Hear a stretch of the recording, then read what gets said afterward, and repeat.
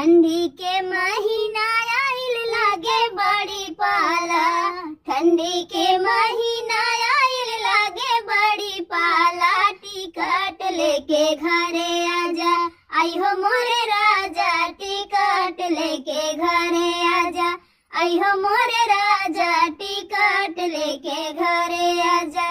नवंबर भी बीत गइल बीतल दिसंबर, नवंबर भी बीत गइल बीतल दिसंबर।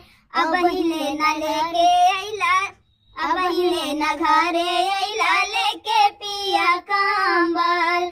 नवंबर भी बीत गइल बीतल दिसंबर, अब हिले न घरे अइला लेके पिया कंबल। नैहर चली जाइब ता फेर आइब नहीं राजा, नैहर चली जाइब ता फेर आइब नहीं राजा। टिकट लेके घरे आजा, आई हो मोरे राजा, टिकट लेके घरे आजा, आई हो मोरे राजा, टिकट लेके घरे आजा।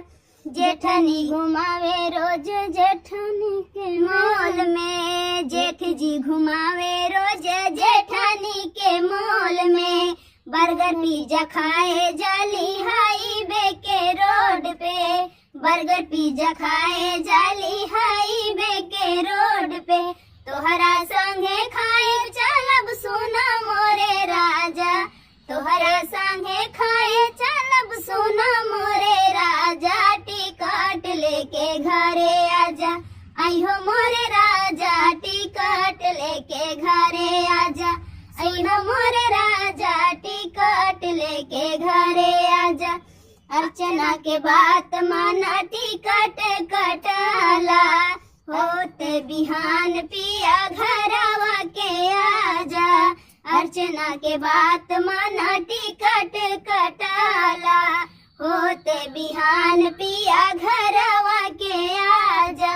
बंदना कहेली अब ना सहाला, बंदना कहेली पिया अब ना सहाला। टिकट लेके घरे आजा, आई हो मोरे राजा, टिकट लेके घरे आजा, आई हो मोरे राजा, टिकट लेके घरे आजा।